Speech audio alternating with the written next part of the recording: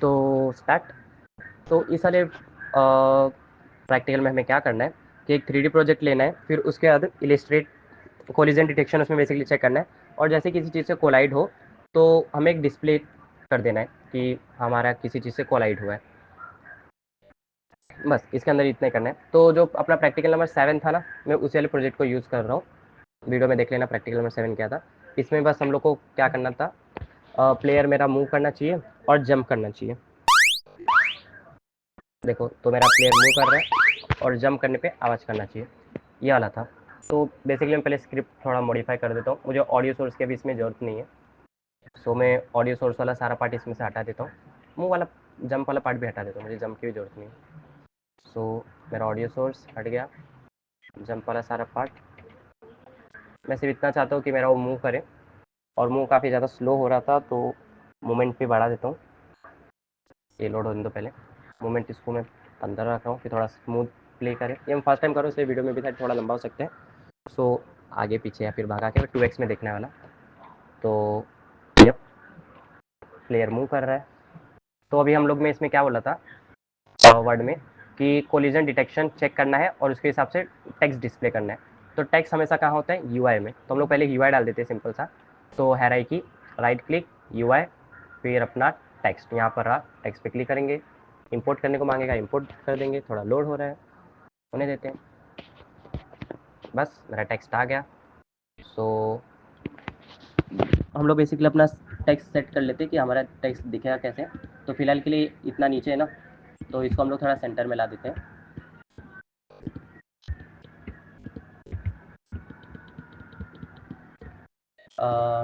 इसे हम लोग ने सेंटर में थोड़ा ऊपर रख देते हैं। हाँ ये यहाँ पर सही लग रहा है, या फिर थोड़ा और ऊपर डाल देते हैं इसको। परफेक्ट। तो अभी हम लोग चाहते हैं कि जब किसी चीज़ से कोलाइड हो तभी यार टेक्स्ट शो होना चाहिए। तो फिलहाल के लिए इसको हम लोग एम्प्टी रखते हैं कि गेम के स्टार्ट में कुछ भी नहीं दिखेगा। बस फिर अपने प्लेयर पे वापस आते हैं। थोड़ा जूम कर लिया प्लेयर पे मेरे, इसको थोड़ा नीचे कर देते, प्लेयर कुछ ज़्यादा ऊपर दिख रहा है। बस इतनी चीज़ें थी। तो हम चाहते हैं हमारे किसी भी चीज़ से प्लेयर कोलाइड करे तो मतलब ऐसा कुछ तो डिस्प्ले होना चाहिए कि किसी चीज़ के साथ कोलाइड किया है। सो बेसिकली कोलाइड करने के लिए हमें और भी ऑब्जेक्ट चाहिए रहेंगे। तो एक काम करते हैं, थोड़े और ऑब्जेक्ट बना देते हैं, एनिमी बनाते हैं बेसिकली। तो हराई की राइट क्लिक, 3D ऑब्जेक्ट, मेरा क्यूब, मैंने अपना क्यूब ऐड किया। क्यूब मेरा इधर है, इसके ऊपर ये क्या ले लो। तो पहले क्यूब का साइज बढ़ा देता हूँ, इसको मैं रख देता हूँ 6, थोड़ा बड़ा। इसको हटाते ज़रा और नीचे रख देते हैं ऐसे। कैमरे में से देखे तो एक कैमरे में तो दिख ही नहीं रहा, इधर। हाँ परफेक्ट। तो अभी दोनों सेम ही लग रहे हैं, इसलिए जो मेरा अभी नया क्यूब डाला उसका मैं कलर बदल देता हूँ। ये मटेरियल ऑलरेडी दोबारा के रखा था ना, तो ये ड्रैग एंड ड्रॉप। हाँ मेरा भी अलग लग रहा है। ऐसे ही 3-4 नहीं, पहले इसको रीनेम कर देते हैं। और इसको क्या डालें, कलेक्टेबल नहीं, एनिमी डाल देते हैं, एनिमी। फिर उसके बाद ऐसे ही 2-3 और बना देते हैं, डुप्लीकेट कर दिया। साइड, ये भी साइड, और ये भी साइड। So perfect. सो ये मेरा हो गया। यस ये मेरा हो गया।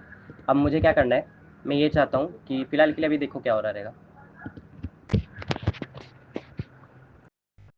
अभी जो मेरा प्लेयर है ये मूव कर सकता है, बट इन लोग के आर पर नहीं जा रहे हैं, ये वहीं पर कोलाइड होकर रुक जा रहे हैं। तो हम लोग क्या चाहते हैं कि जैसे हमारे इन्हीं सब चीज़ से कोलाइड हो तो ऊपर टेक्स्ट डिस्प्ले होना चाहिए। तो चलो वो करते हैं। तो उसके लिए हम अपना स्क्रिप्ट खोलेंगे। तो हम क्या चाहते हैं, हमारा टेक्स्ट डिस्प्ले हो, तो हमें किस ऑब्जेक्ट का रेफरेंस लेना पड़ेगा, टेक्स्ट का। तो पब्लिक टेक्स्ट, बेसिकली हम कॉलेज में पहला जो टेक्स्ट दिख रहे हैं ना इसका यूज़ करते हैं, बट क्योंकि मैं 2021 यूज़ कर रहा हूँ तो इसके अंदर वो टेक्स्ट बाय डिफ़ॉल्ट आता नहीं है। तो कोड में सिर्फ यही एक लाइन चेंज रहेगी, इसको हम लोग यूज़र टेक्स्ट नाम दे देते हैं कि मैं यहाँ पर टेक्स्ट मैश प्रो यूजीआई का यूज़ कर रहा हूँ, और कॉलेज वाले में हम लोग टेक्स्ट कंपोनेंट का यूज़ करते हैं। बस यही थोड़ा सा डिफरेंस है, बाकी सब सेम है। तो हम वहाँ उस चीज़ का रेफरेंस ले लेंगे। फिर क्योंकि हम लोग 2D game create 3D game बना रहे हैं, तो इसका जो ऑन कोलिजन होगा भी 3D वाली रहेगा। तो ऑन कोलिजन एंटर, ये जो नॉर्मल एंटर रहता है ना ये 3D होता है। अगर एंटर 2D है तो 2D प्रोजेक्ट्स के लिए यूज़ करते हैं।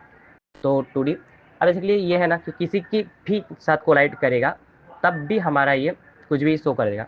जैसे कि आप पहले बता दो, ये जैसे अपना user text dot T x T, इसको हम लोग कुछ वैल्यू देते थे कि कोलाइड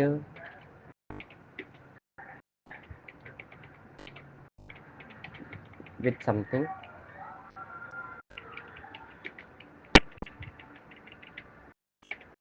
अब बेसिकली सिर्फ इतना करने से ना कोलिजन वाले प्रॉब्लम क्या होगा, मैं ये दिखाता हूँ।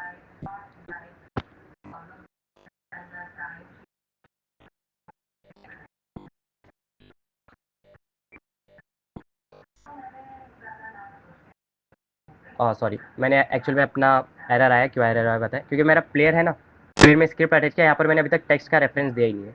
तो मेरा टेक्स्ट उठाऊंगा कैनो वाला और इसमें ड्रैग एंड ड्रॉप कर दूंगा, फिर अब प्ले करूंगा।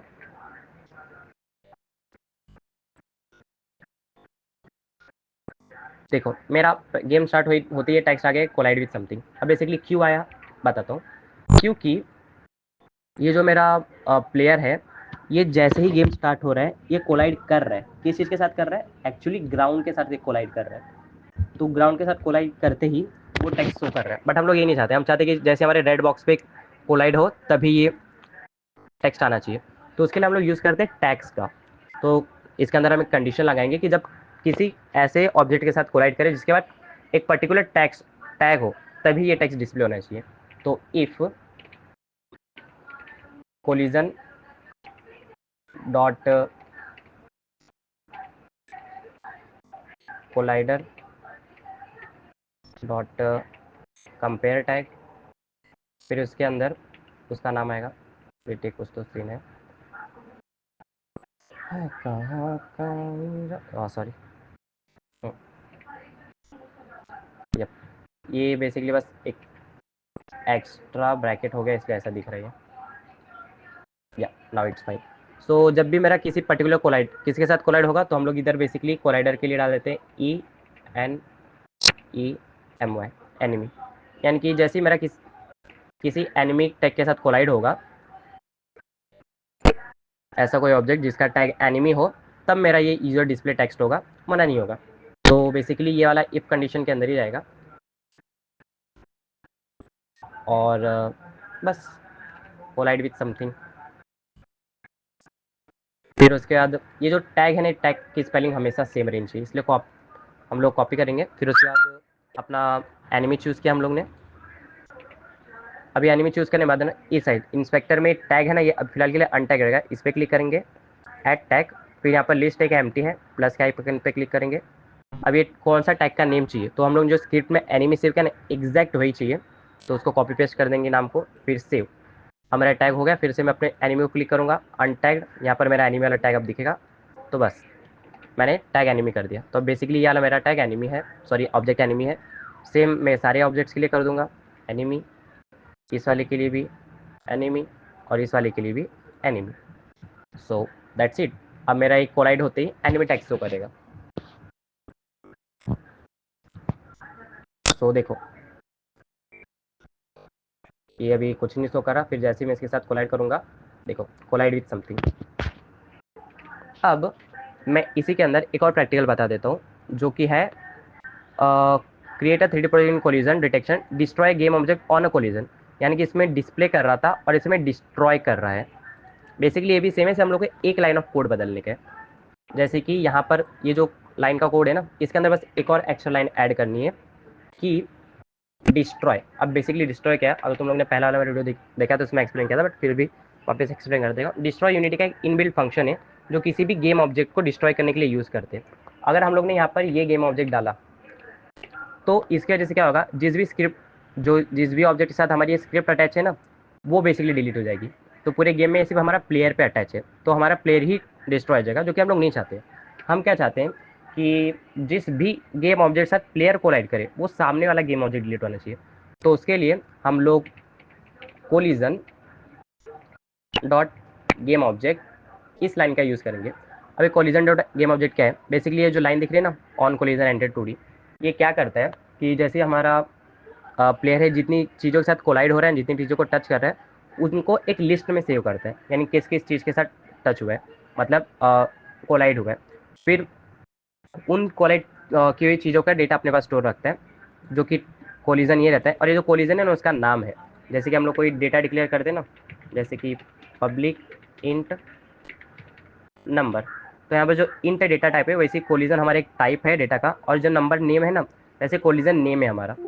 तो बेसिकली सॉरी तो बेसिकली हम लोग ने इसी कोलिजन को यहाँ पर यूज़ किया है। हम लोग इसको कुछ भी नाम दे सकते हैं, जैसे अदर भी दे देंगे, फिर भी काम करें। बस ये ध्यान रखना कि जहाँ जहाँ पर हम लोग ने कोलिजन डाला था वहाँ पर अदर नेम यूज़ करना चाहिए, वरना एरर आएगा।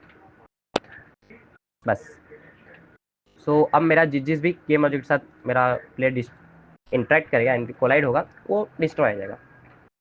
Sorry, let's play. देखो, प्लेयर मूव कर रहा है, ये डिस्ट्रॉय हो गया, ये डिस्ट्रॉय हो गया, ये वाला डिस्ट्रॉय हो गया, एंड बस दैट्स इट। अब तुमको और फर्दर लेके जाए तो इसके अंदर टैक्स काउंटिंग करने वाला सीन कहते हैं ना, बट जरूरत नहीं है। तो दैट्स इट, बाय।